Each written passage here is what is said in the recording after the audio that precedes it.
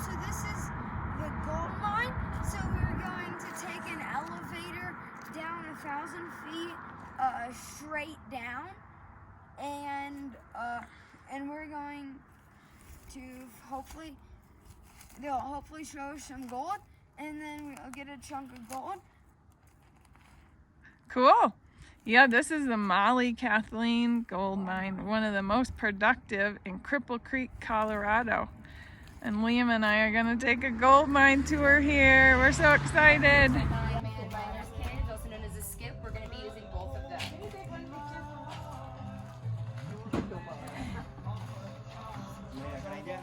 Oh. Our tour guide today is going to be Steve. He's very knowledgeable. He's a third-generation miner here. He's born and raised up in the area. We're going to load this top cage, go up, and then you're going to go all the way down. We just have to load the second cage first. You're going to go about 400 feet, see a little red light. That would be where Cripple Creek was if you were above ground.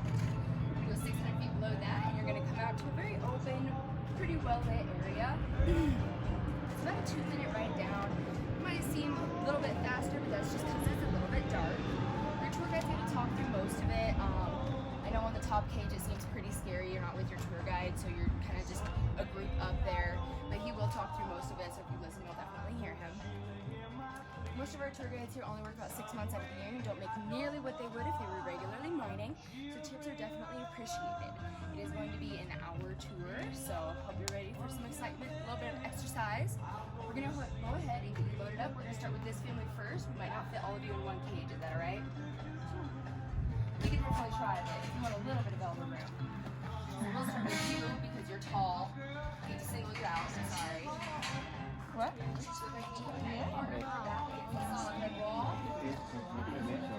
Sometimes we don't have to. We'll take whoever wants to come on in next. We didn't talk about you. You can just step out here and wait in the shaft. There you go.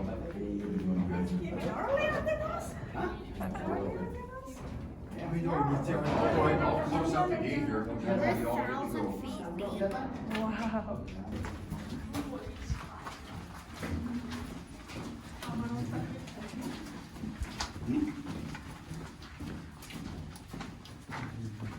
Yeah, right there, Liam. That's good right there.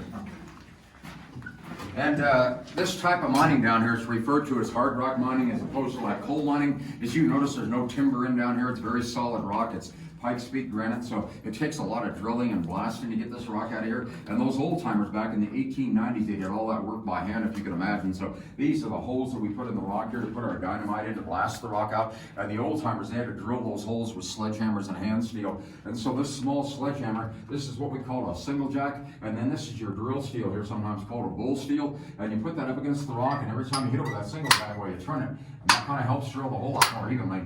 And this is when you're working alone, use those tools. But if you had a partner, you got to do what they call the double jacking method. And you can see the guy sitting down on his haunches there. He has a piece of drill steel up on his shoulder. The guy behind him has the big sledgehammer. And every time he hits that piece of drill steel with that double jack, or the guy rotates it, and like I said, it helps to drill the hole out more evenly. And needless to say, the guy with the sledgehammer has to have very good aim. If he clocks his partner in the back of the head with that double jack, they trade off on that job every so often and paybacks. We all know about paybacks. And the other complication they had here back in the 1890s, they were working by candlelight. So each miner was allowed 3 candles at the beginning of his shift. And so between the two of them, they'd have 6 candles to last the entire day. And to give you an idea what that's like, so if you can imagine trying to hit that piece of drill steel in this kind of light, why again, you had to have good aim. And then this is what it's like when we're mining down here. It's darker on the inside of a cow down here when you're mining, because if we had all these electric lights in here, every time you blast, we'd knock the lights out. So the only light that we have to work by is this one light that I'm holding. This is a headlamp that goes up on your hard hat, and this is an LED bulb in here. It's on a rechargeable battery, and it'll last about 72 hours on one charge. So it's a very dependable light, but you want to take good care of it because it's the only light you have down here. And my dad, when he started working on the mines here back in the 1930s, they used the carbide light at that time, and the calcium carbide, it comes on those cans there, and you fill the bottom half of this lamp with the carbide, which is like little gray granules, and you fill this about 3/4 full, and then you fill the top half of the lamp with the water, and you open up this this regulator, and the water drips down onto that carbide, and it forms an acetylene gas, and it puts a nice flame out the burner here, about 2-3 inches long, and with that reflector on there, when it puts out a nice light. So again, this is a lot more dependable than a candle, and this is the big carbide light you hang on the wall. But my dad wore the small one right up on his hard hat, and with that small light, you had to keep the small can of the carbide with you all the time, because you had to refill that about every 3 or 4 hours of new carbide. So, and you're welcome to take photos down here. Take all the photos you want. We'll head on back this way here. So here we go. All right, there you go. You did good. Let's give them a round of applause. They did real good. Yeah, you did perfect. Yeah, so that's it. Yeah, act like you're pushing that thing like you're. Yeah, there you go. All right, good. Yeah, perfect. There you go. You did.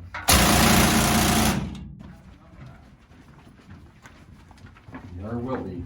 Just be patient. Up to the 800-foot level, and just keep mining up on that vein of gold until it plays out up there. And to go to work every day, you have to climb up those ladders. And then once you get up there, you can see where the miner's at up there with his drilling machine. And he had to get that machine up there. So he had a helper down here on the level, and the helper's called a nipper, kind of like a gopher. And the nipper would tie that machine onto a rope, and then the miner had to pull it up there hand over hand where he's working. And sometimes you're working up there 80 or 90 feet off of the level.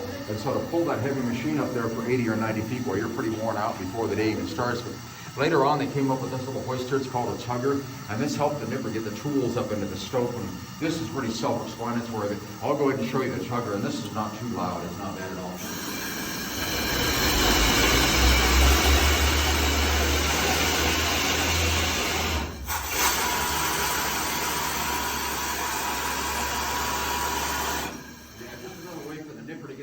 Up into the stope, and needless to say, the stope mining is certainly one of the most dangerous jobs on the mine.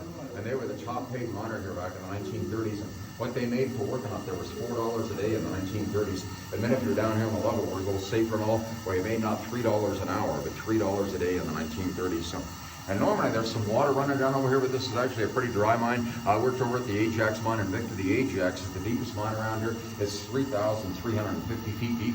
And to go to work over there, you have to wear slickers. You wear a rubber jacket, rubber pants, and rubber boots, and you still come out of there pretty wet at the end of the day. So they have a...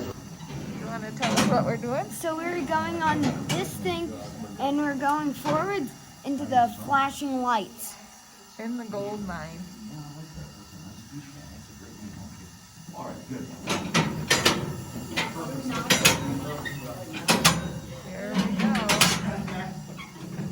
All right, Liam, you keep an eye out for deer and elk and cows on the track, okay, and donkeys. All right, good deal. And do you want to do any sound effects? Let's hear a train whistle. Everybody, come on, woo! You gotta, come on. Yeah, there you go. Perfect. That was perfect. Excellent. So, Isha, do you want to hear a stupid joke that I heard today from this girl?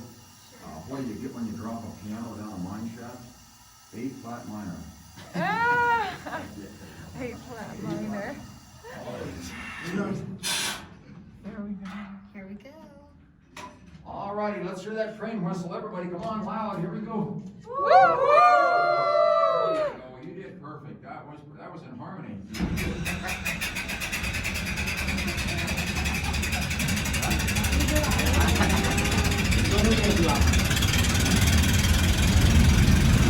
This seems like a horror ride.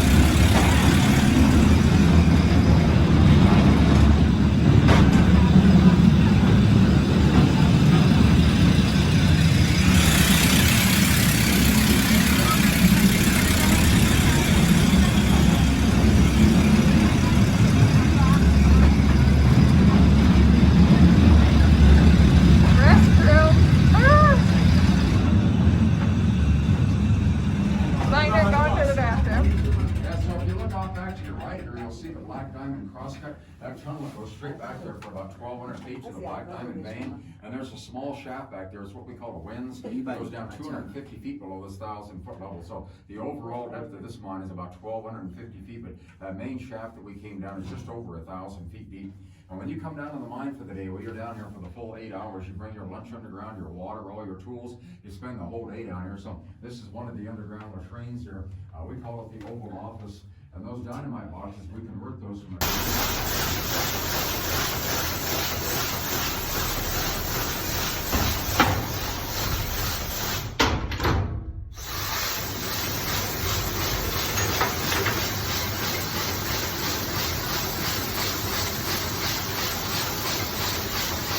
So you can see on that apron picks up that chain on the bottom of the bucket and then just tips the bucket over and dumps the block out. So pretty clever idea, whoever came up with that. I'll go ahead and pick it back up again now.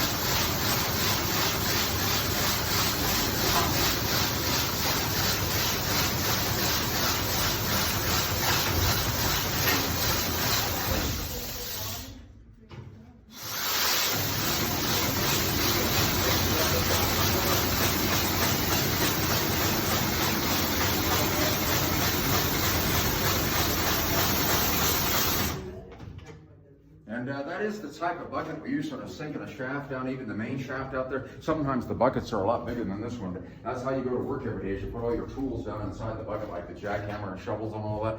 And then you ride down on the rim of that bucket. One miner stands on one side of the rim and hangs onto the cable. The other miner stands on the other side of the rim to balance the bucket and hangs onto the cable. And you ride down on the rim of that bucket going down the shaft. So it's a pretty wild ride. That was all before OSHA and MSHA. Okay, there you go. Good job. And then pull down really hard, Liam. There you go. Hey, you did good. Good job. There you go. Good job. This is the elevator going up this shaft. All right, 3-3-1 means race slowly and with great care. It goes pretty fast. Okay, now we're good.